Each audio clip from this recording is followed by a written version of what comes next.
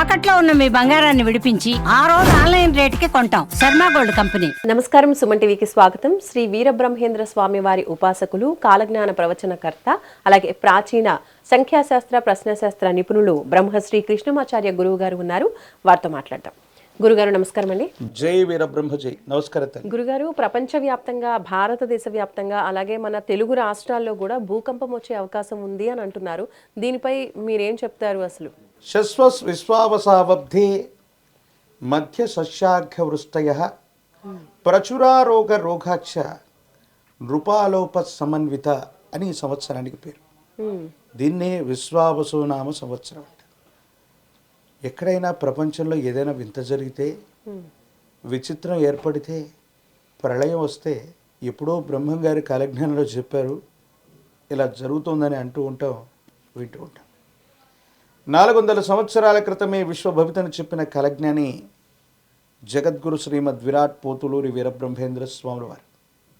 ఈనాడు ప్రపంచంలో ఏ వింత జరిగినా, విచిత్రం జరిగినా, విశ్వ ప్రళయం ఏర్పడ్డా స్వామివారు ఇలా చెప్పారు, ఇలా జరుగుతుందని అంటూ ఉంటాం. ఈ మధ్యకాలంలో ప్రపంచ దేశాలే కాదు, భారతదేశంలో ఉభయ తెలుగు రాష్ట్రాలతో సహా చాలా ప్రాంతాల్లో మనం భూకంపాల గురించి మనం వింటూ ఉన్నాం, చూస్తూ ఉన్నాం. ఈ మధ్యకాలంలో ఈ విశ్వావసునామ సంవత్సరానికంటే కొన్ని గడియల ముందు క్రోధినామ సంవత్సరం పాల్గొన మాసం కృష్ణపక్ష అమావాస్య లాంటి గడియల్లో ప్రపంచ దేశాల్లో విస్తృతంగా భూకంపాలు వచ్చినటువంటి తీవ్రత మనకు తెలుసు. ప్రత్యేకించి విశ్వావసునామ సంవత్సరంలో ఆదిత్యుడి యొక్క హోర, రవి యొక్క హోరలో ఈ సంవత్సరం మొదలైంది. కాబట్టి ఈ సంవత్సరం మొత్తానికి రాజు రవి. కొన్ని గ్రహాలకి ఇవ్వబడ్డటువంటి ఆధిపత్యాలు అవ్వచ్చు, అంగారకుడి యొక్క స్థితిగతులు అవ్వచ్చు. గురుదేవులు వీరబ్రహ్మేంద్ర స్వాముల వారి యొక్క కాలజ్ఞానాన్ని అనుసరించి కలియుగంలో 5 గడిచినటువంటి మీదట పంచాంగములు పనికి మాలిన వైపు నవగ్రహంబుల నడత మారేనన్న గురుదేవుల యొక్క వాక్కు సాక్షిగా మనమున్న 2025వ సంవత్సరం కలియుగంలో 5126 సంవత్సరాలు పురస్కరించుకున్న తరుణంలో మరిన్ని విశ్వ ప్రళయాలు ఏర్పడడానికి అవకాశం ఉంది. ప్రత్యేకించి ఎన్నో రకాలైనటువంటి అతివృష్టి, అనావృష్టిలే కాదు, ఈ విశ్వావసునామ సంవత్సరంలో మన పెద్దలు చెప్పినట్టుగా శశ్వస్ విశ్వావసావబ్ధి మధ్య సర్షాఘ్యవృష్టయ ప్రచురా చోర రోగాక్ష నృపాలోపసమన్విత.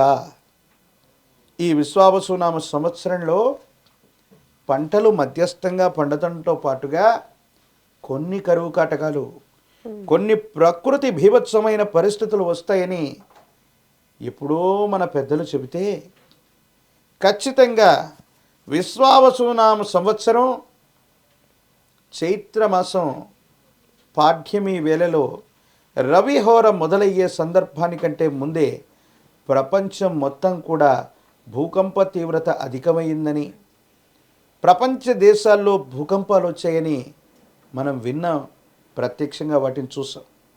అటు పిమ్మట కొన్ని గడియలు లేదా గంటల తర్వాత భారతదేశంలోని పలు రాష్ట్రాల్లో, ప్రత్యేకించి ఉభయ తెలుగు రాష్ట్రాల్లో కూడా భూకంప తీవ్రతల్ని మనం చూస్తూ ఉన్నాం. ఈ విశ్వావసునామ సంవత్సరంలో గురుదేవుల యొక్క కాలజ్ఞానాన్ని అనుసరించి చూసిన, దేశ కాలమాన పరిస్థితుల్ని, సౌరమానాన్ని అనుసరించి చూసిన, ఉన్నటువంటి గ్రహగతుల్ని అనుసరించి చూసిన, ఖచ్చితంగా ప్రకృతి భీభత్సమైనటువంటి భూకంప తీవ్రతల్ని మనం చూడబోతున్నాం.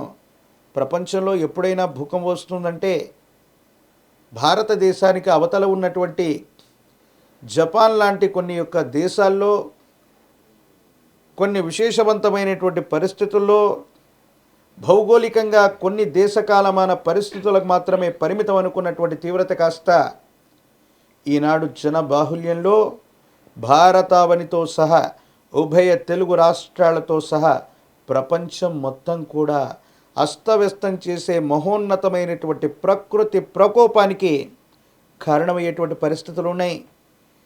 ఇప్పుడు వచ్చినటువంటి భూకంప తీవ్రతని రిక్టర్ స్కేల్ మీద మనం చూస్తే 6 నుండి 7.3 వరకు మాత్రమే మనం చూసాం. దీన్ని మించి, ఇంతకు మించి ప్రకృతి ప్రకోపాన్ని చూపెట్టేటువంటి కొన్ని పరిస్థితులు వచ్చేటువంటి అవకాశం కూడా మన దైనందిన జీవితంలో మనం చూడబోతా ఉండటంలో ఎటువంటి సందేహం కూడా లేదు. ప్రత్యేకించి భారతదేశం, అందులో దక్షిణ భారతదేశం, ఆగ్నేయ దిశలో ఉన్నటువంటి రాష్ట్రాలు, వాటిలో ప్రత్యేకించి మన ఉభయ తెలుగు రాష్ట్రాలకు కూడా ఈ భూకంప తీవ్రత అన్నటువంటిది మనకు ముప్పు కలిగించేటువంటి అవకాశం కూడా లేకపోలేదు.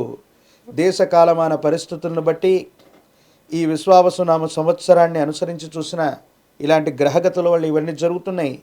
గురుదేవులు వీరబ్రహ్మేంద్ర స్వాముల వారి యొక్క కాలజ్ఞానాన్ని అనుసరించి కూడా ఈ ప్రకృతి ప్రకోపాలు అన్నటువంటివి మరింతగా పెరిగే అవకాశం ఉన్నట్టుగా మనం చూడొచ్చు.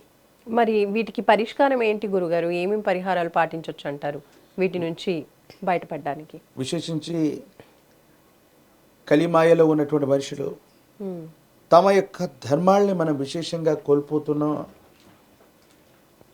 మనుష్యానాం సర్వమృగాని, పశుతత్వంతో మృగతత్వంతో మనిషి అన్నటువంటి వాడు వ్యవహరిస్తున్నటువంటి స్థితిగతులు అనుసరించాం.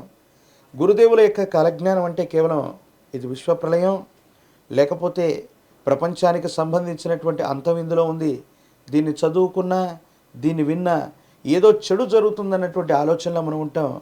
విశ్వభవితను చెప్పిన కాలజ్ఞాని వీరబ్రహ్మేంద్ర స్వాముల వారు ప్రపంచంలో ఇలాంటి వింతలు, విచిత్రాలు, విశ్వప్రళయాలు జరుగుతాయని చెప్పడమే కాదు, ఒక విశేషవంతమైనటువంటి మూలమంత్రాన్ని కూడా కాలజ్ఞానంలో ఇచ్చి ఉన్నారు.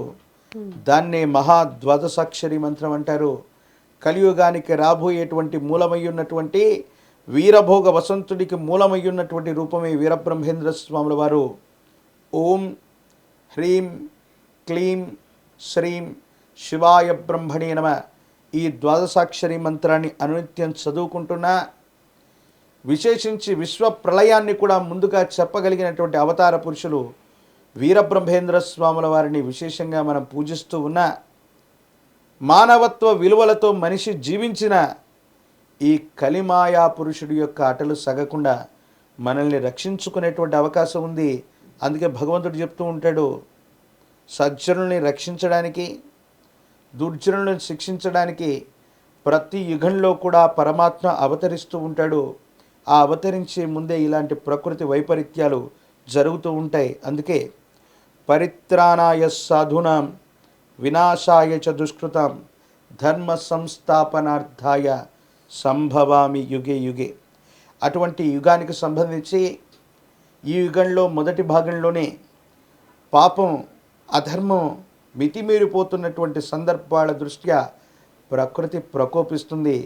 మన ధర్మాన్ని మనం నిర్వర్తించి మానవత్వ విలువలతో మనం గనక మెలగగలిగితే భగవంతుడు, ప్రకృతి, పంచభూతాలు మనల్ని తప్పకుండా రక్షించేటువంటి అవకాశం కనపడుతుంది.